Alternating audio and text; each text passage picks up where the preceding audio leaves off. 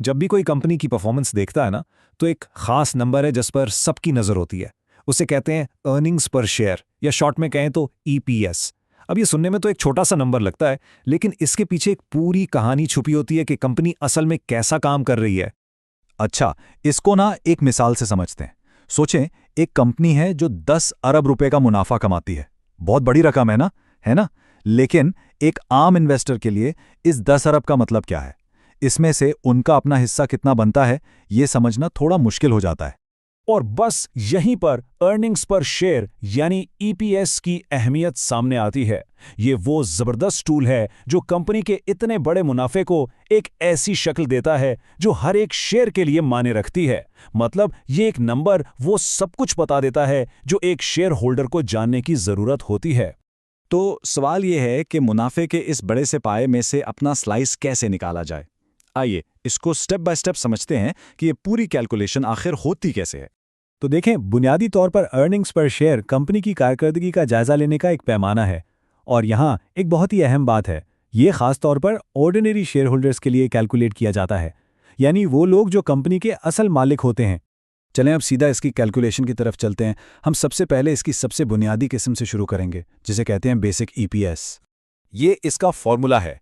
ऊपर यानी न्यूमरेटर में है profit attributable to ordinary share holders, और इसे हम डिवाइड करते हैं weighted average number of share से, जो कि डिनोमिनेटर है। चलें अब इन दोनों हिस्सों को, न्यूमरेटर और डिनोमिनेटर को, जरा तफसील से देखते हैं। अच्छा, मुनाफे को ठीक से समझने के लिए ना हमें दो किस्म के शेयर होल्डर्स का फर्क समझना होगा। एक होते हैं ऑर्डिनरी शेयर होल्डर्स और दूसरे होते हैं प्रेफरेंस शेयर होल्डर्स। अब जैसा नाम से ही जाहिर है, प्रेफरेंस शेयर होल्डर्स को तरजीह दी जाती है। उन्हें एक फिक्स्ड मुनाफा मिलता है और इनको पैसे भी पहले मिलते हैं। उनको अदायगी के बाद जो कुछ भी बचता है वो सारा का सारा ऑर्डिनरी शेयर होल्डर्स का होता है।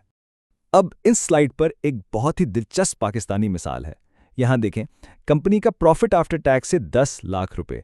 इसमें से हम सबसे पहले क्यूमुलेटिव प्रेफरेंस डिविडेंड के 2 लाख रुपए निकाल देंगे। तो जो 8 लाख रुपए बचते हैं वही वो रकम है जो असल में ऑर्डिनरी शेयर होल्डर्स की है, और इसी को हम अपने ईपीएस फॉर्मूले के न्यूमरेटर में इस्तेमाल करेंगे। फॉर्मूला का ऊपर वाला हिस्सा यानी न्यूमरेटर तो सीधा था। अब आते हैं नीचे वाले हिस्से यानी डिनोमिनेटर की तरफ, जो थोड़ा सा ट्रिकी हो सकता है। और वजह यह है कि कंपनी के शेयर्स की तादाद पूरे साल एक जैसी नहीं रहती, ये बदलती रहती है। तो इस मसले को हल करने के लिए हम weighted average number of ordinary shares निकालते हैं। इसके 3 आसान से स्टेप्स हैं। साल के शुरू में जितने शेयर्स थे उनसे शुरू करें, फिर जितने नए शेयर्स आए उन्हें टाइम वेटेड करके शामिल करें, और आखिर में जो शेयर्स कंपनी ने वापस खरीदे उन्हें भी टाइम वेटेड करके माइनस कर दें। चलें एक मिसाल से समझते हैं। साल के शुरू में 2 लाख शेयर्स थे। अप्रैल में 1.5 लाख नए शेयर्स आए, तो उन्हें साल के बाकी 9 महीनों के हिसाब से वजन दिया, यानी 9/12।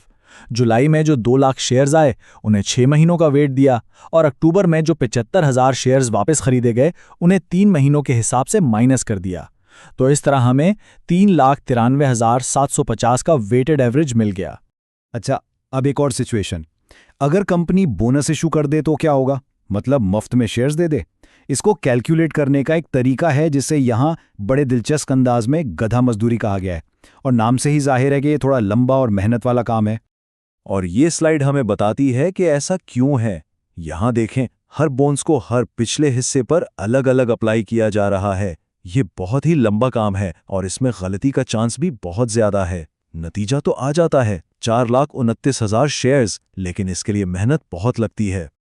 लेकिन घबराने की बात नहीं, एक बेहतर और ज्यादा स्मार्ट तरीका भी है। इसे कहते हैं फैक्टर अप्रोच। यहां हम क्या करते हैं कि हर बोनस के लिए एक फैक्टर बना लेते हैं। जैसे 5% बोनस के लिए 1.05 और 10% के लिए 1.1। फिर हम सिर्फ मुतालिका लाइन आइटम्स को इन फैक्टर्स से मल्टीप्लाई कर देते हैं।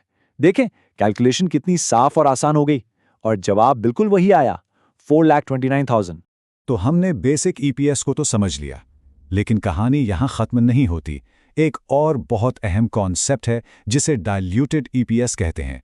इसे एक व्हाट इफ सिनारियो के तौर पर सोचें।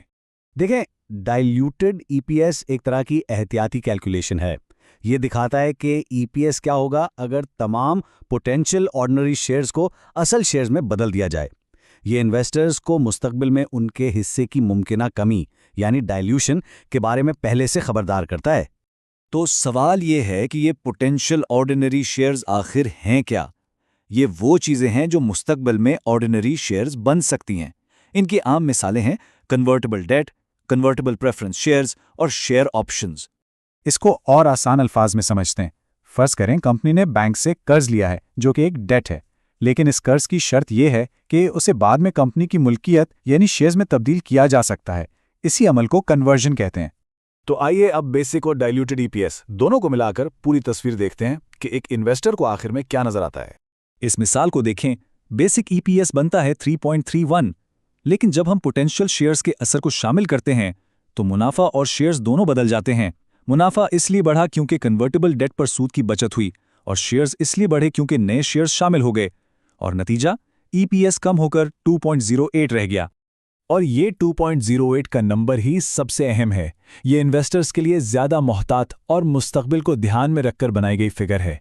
ये एक तरह से वर्स्ट केस सिनेरियो दिखाता है कि अगर तमाम मुमकिन शेयर्स जारी कर दिए जाएं तो हर शेयर पर कमाई क्या रह जाएगी। तो ईपीएस यानी अर्निंग्स पर शेयर एक बहुत ताकतवर नंबर है। ये मुनाफे को एक ऐसी सतह पर ले आता है जो हर कोई समझ सकता है, लेकिन एक ऐसी चीज है जो ये नंबर कंपनी की सेहत के बारे में नहीं बता सकता। वो क्या हो सकती है? इस पर जरूर सोचिएगा।